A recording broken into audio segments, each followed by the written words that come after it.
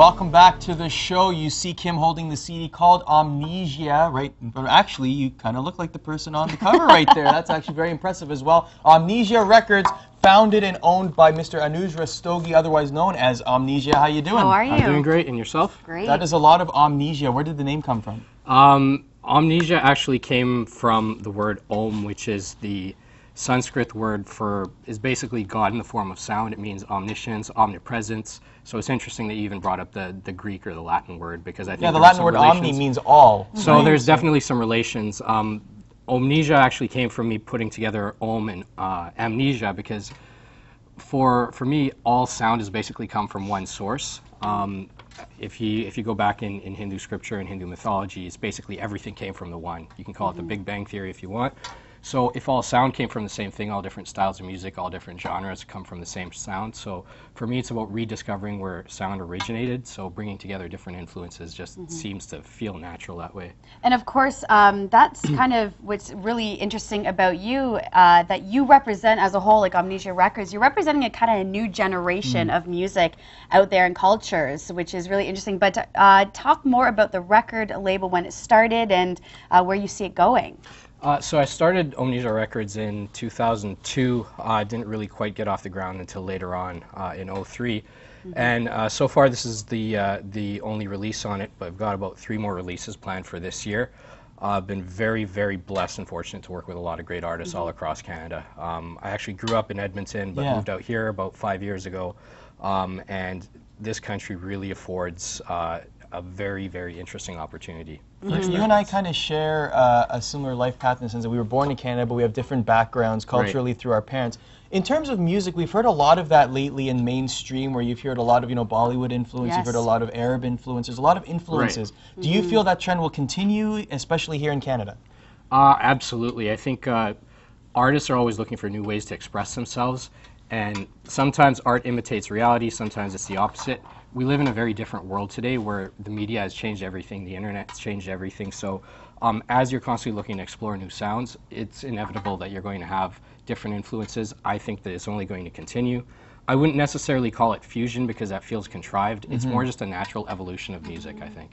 Now I want to talk about some of your career highlights that you've experienced, since starting the record label, maybe trailing a little bit back. What are some of the highlights that stick out in your mind?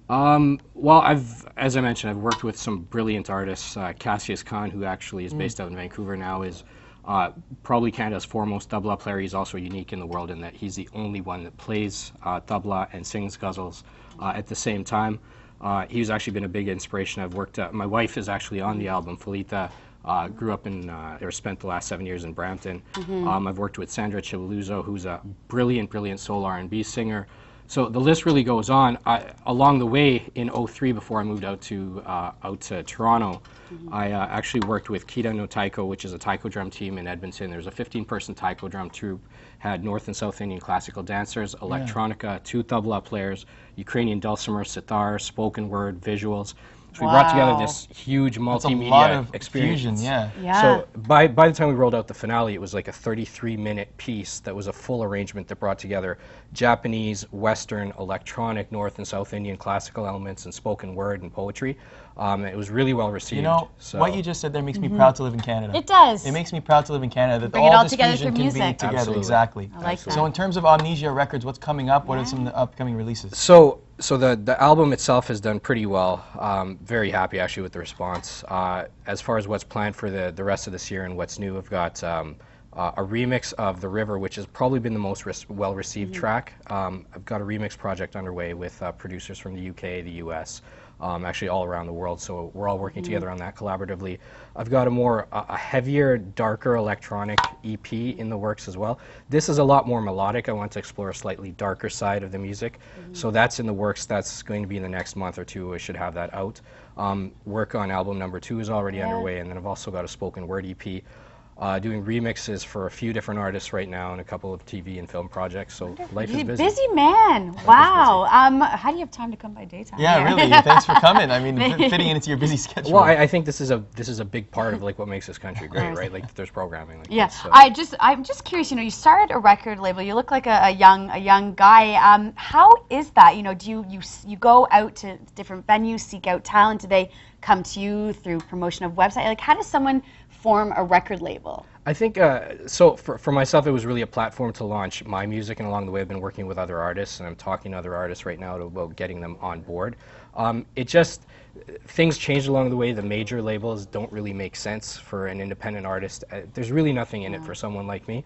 And I just realized that to get my music out there, this is kind of what needed to be done. Create your own. Yeah, That's absolutely. right. I think, yeah, we could, you know, we could start our own TV station. I guess. I'm just joking. How funny is that? Let me ask this really quickly. The internet, you know, artists are really bound by the internet and MySpace and things like that. Do you think eventually the internet will be the biggest medium that, or is it already the biggest medium that artists need to really immerse themselves in? It probably already is. Yeah. There's just no avoiding it. The way that music has always worked has been word of mouth.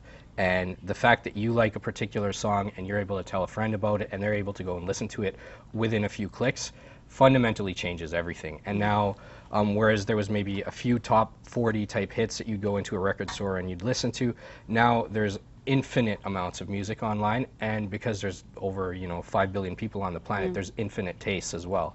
So I think there's a little something for everyone. All right. Great. Well, thank you for joining us on so the much. program. Amnesia is the name of the album. www.myspace.com/Amnesia Records. Go and check it out. We'll be back here on Daytime after this.